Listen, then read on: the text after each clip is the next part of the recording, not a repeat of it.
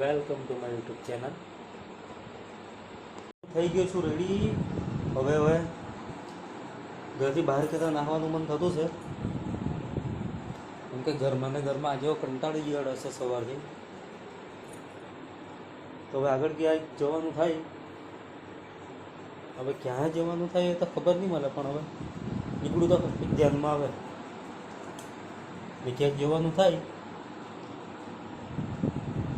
તો પછી નવું કંઈ લોકેશન તમને જણાવું. First class. ઓકે, તો નીકળું હવે ગાઈસ. જોવું ક્યાં જવાતું છે, જેવું કંઈ નવું આગળ મૂકું તો ત્યાં સુધી ગાઈસ હું જઉં છું હવે અમારા ગામના તળાવ બાજુ. અમારા ગામના જો ખેતર, જો વરસાદના કારણે બધું લોકોનું ભાત એમનું એમ પડ્યું છે, કાપવાનું આપવાગ્રસ્ત છે. મોટરસાઇકલ આવી શકે પણ હમણાં તો નહીં આવે. આગળ આવતા આવતા આ મારું ખેતર છે નાનલું.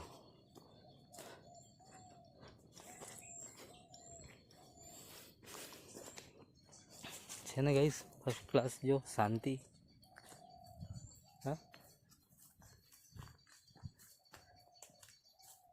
એ બાજુમાં જે તળાવ છે, તળાવ પાણીથી જ ભરેલો. એક દિવસે તમને મેં કદાચ આગળ બતાવેલું, પણ હવે ઘણો ટાઈમથી આવ્યો નહીં મળે તો રસ્તો નહીં ખબર પડે ક્યાંથી જવાનું છે. આમથી કદાચ જવાનું છે. રસ્તો તો એકચ્યુઅલી હાજુ તો અહીંથી જ, પણ હવે બીજો કોઈ રસ્તો બનાવેલો હોય એવું લાગે. અહીંયા દેવ છે, દેવ બરમદેવ કે બરમદેવ.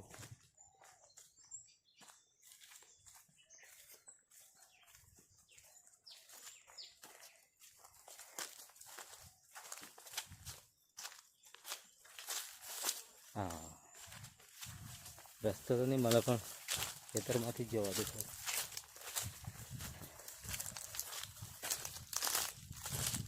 અહીંયા એક ભૂત રહેતો એમ કે પેલા પાઘડીવાળો ભૂત કે, મતલબ આ એરિયાને તે સાચવે.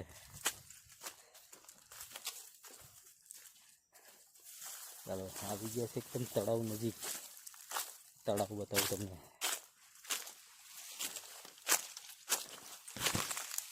હા,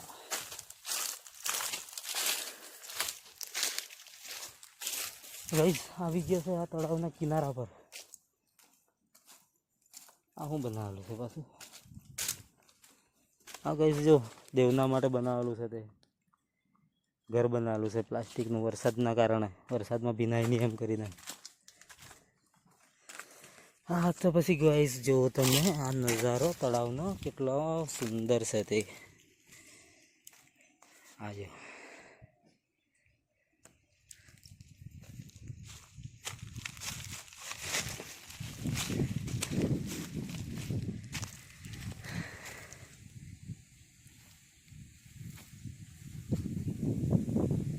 બોરીગામનું તળાવ. ગંભીર ફળિયા લાગે ના ટાવર દેખાય એના પહેલે બાજુ નદી. આટલું બધું પહેલાં ઊંડું નહીં હતું. આમાં વચમાં શું કહી તેમ બધું બહુ ઘાસ નીકળતું હતું. અમારે દેશી ભાષામાંથી એને ઉધાઈ, આપણે ઉધાઈ કહેતો, ધુઈ કહે, ધુઈ. તે બહુ રહેતું હતું. મતલબ અમે નાનલા હતા ત્યારે આમાં તળાવમાં બહુ રમતા.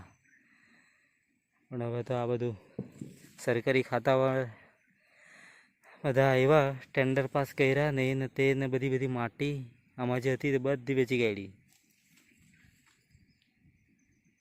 ગુજરાત સરકાર.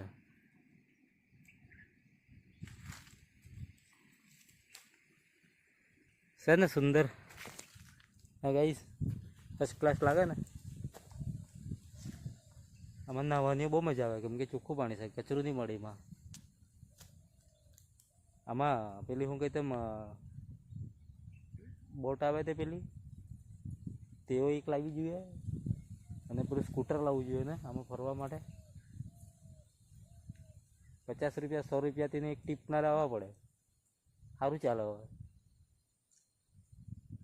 હું જ વિચાર કરતો ચલાવવાનું. તમે શું કહી લાવવા પડે કે નહીં? કમેન્ટમાં અથવા તો પછી કહેજો નહીં, કઈ બી રીતે કમેન્ટ કરીને જણાવી દેજો. લાવવા પડે તો યસ ને, નહીં લાવવા પડે તો નો. બાકી પેલા બાજુથી અવાય કે નહીં એટલે તારો રસ્તો સારો છે, ત્યાંથી પછી બોટમાં ઉતારી દેવાના, પછી આમાં ફર્યા કરવાનું. ચાલે ને?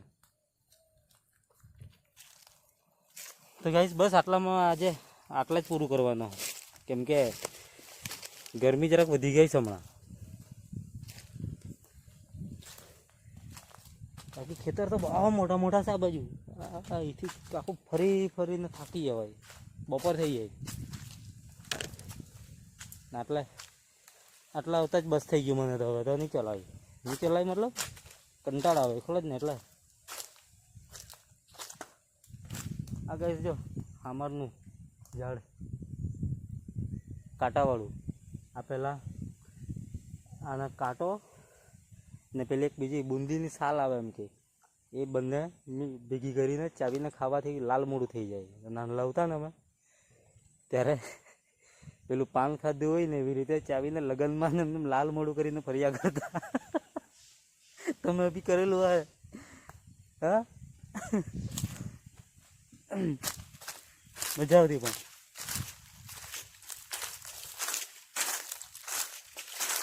બધાનું ભાત એમને એમ છે ગાઈસ, બધાને ટોટલી આખું ઘર હતી તો હું કહી દઉં તળાવ સુધીનું કોઈ કાંઈ નહીં મળે. કેમ કે 28 તારીખ સુધીની લાસ્ટ કંઈ આગાહી આપજો આપેલી છે. તે આગાહી પૂરી થાય પછી કદાચ એ લોકો કટિંગ કરવાનું ચાલુ કરે. ત્યાં સુધી તો મને લાગતું નહીં મળે કે કોઈ કટિંગ કરે. જે લોકોના ઘરે કદાચ વધારે માણસ હોય તે લોકો કદાચ કટિંગ કરી શકે, બાકી તો બીજા તો બેસવાના જ.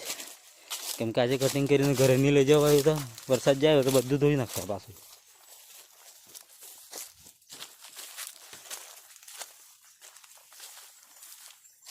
હવે ગાઈસ જાઉં ઘરે. એ બીજું કંઈ કામ ધામ કંઈ જણાવ્યું નહીં તો આ બાજુ નીકળ્યો. હવે બહુ ઘણા દિવસથી પ્લાનિંગ કર્યા કરતું આ બાજુ જવા માટે, પણ પછી ટાઈમ મળ્યો નહીં, ના આવ્યો નહીં.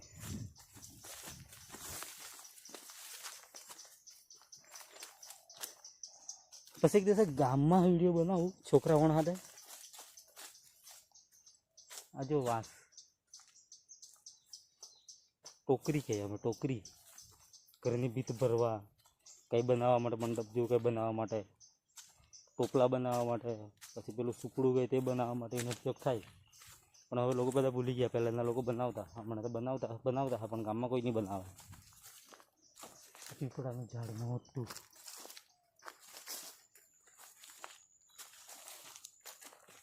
તો ગાઈસ આજના માટે બસ આટલું જ. હવે ક્યાંક જવાનું થાય તો પછી કંઈ બીજું જણાવું તમને. ત્યાં સુધી bye bye, take care. Video જોતા રહો મારા, તો કંઈ મને આગળ આઈડિયા આવતી જાય. હા ને? ઓકે, ચલો બાય.